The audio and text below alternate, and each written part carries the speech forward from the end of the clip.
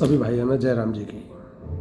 भाइयों, आज हमारा सकट का पर्व है जो कि बहुत ही धूमधाम से पूरे उत्तर भारत में मनाया जाता है। तो आज हम इसी पर ही चर्चा करेंगे और हमारा विषय आज का यही है, सकट चौथ। इसको संकष्ट चतुर्थी भी कहते हैं, संकष्टी चतुर्थी भी कहते हैं संस्कृत में। इसका मतलब होता है संकट हरने वाला त्यौहार। ये विशेषकर महिलाएं व्रत करती हैं इस पर और अपने बच्चों की खुशहाली, समृद्धि और लंबी जीवन के लिए इसको करती हैं। 700 ईसा पूर्व से मनाया जा रहा है ये पर्व जो है।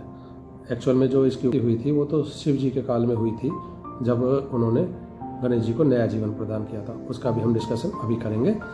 और इस पे जो हम पूजा करते हैं मेनली माता सकट की, जो कि दुर्गा जी का रूप है, और गणेश जी की भी पूजा करते हैं क्योंकि वो विघ्नहर्ता है। वो हर पूजा में सबसे पहले सम्मिलित किए जाते हैं। तो माता सकट और दुर्गा के रूप में है, और गणेश जी, इन दोनों की पूजा की जाती है।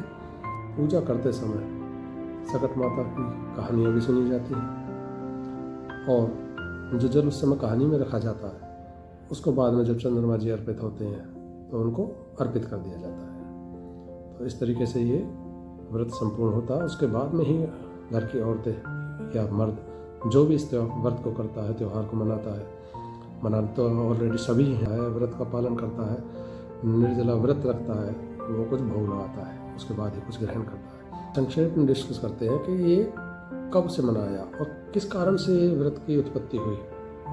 तो मान्यताएं हैं। तो मान्यताओं के अनुसार एक बार माता पार्वती जी स्नान करने जा रही थी, तो उन्होंने अपने पुत्र गणेश को बोला कि द्वार पे बैठे रहना और अंदर कोई आए तो उसे घर में आने मत देना। तो गणेश जी को एक तरीके से पहरेदार की वहाँ पे भूमिका निभानी थी और वो वहाँ पे बैठ गए। उसके कुछ देर उपरांत भगवान शिव जी आए, वो घर में अंदर प्रवेश करने लगे। तो गणेश जी ने उन्हें रोक दिया और बोला कि माता का आदेश है, घर में कोई भी नहीं जा सकता। शिव जी ने कहा, मैं तो घर का मालिक भी हूँ और उनका पति भी हूँ, तो मुझे तो अंदर जाने दो। उन्होंने कहा नहीं, माता का जो आदेश है वही आदेश है। तो उन्होंने उन्हें रोक दिया।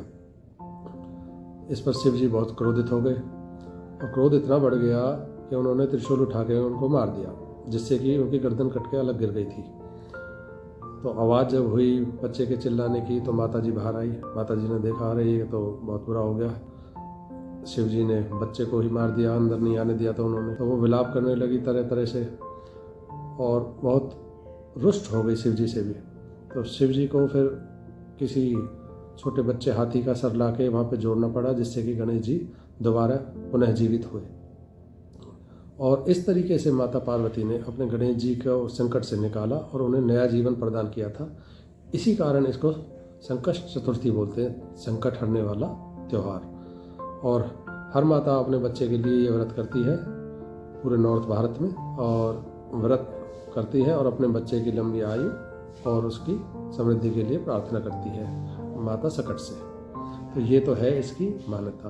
तो ये देखते हैं कि इसमें तिल के ही लड्डू क्यों बनाया जाता है।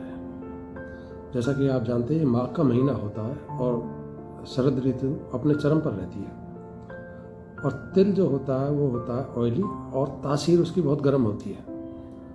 तो ये हमारे पूर्वजों की दूरदर्शिता समझ लीजिए या उनका ज्ञान समझ लीजिए, जो आज के युग में हमें तो कहूँगा कि नहीं है, क्योंकि उनके जो दिए हुए हैं हम उन पे ही नहीं चल पा रहे ढंग से। तो उनकी दूरदर्शिता थी ये, और अपने आप को सेफ रखने के लिए तिल के लड्डू ही बनाए जाते थे। और तिल के लड्डू इतने सारे बना लिए जाते थे क्योंकि तिल भी घर के होते थे, खेतों में यही होता था।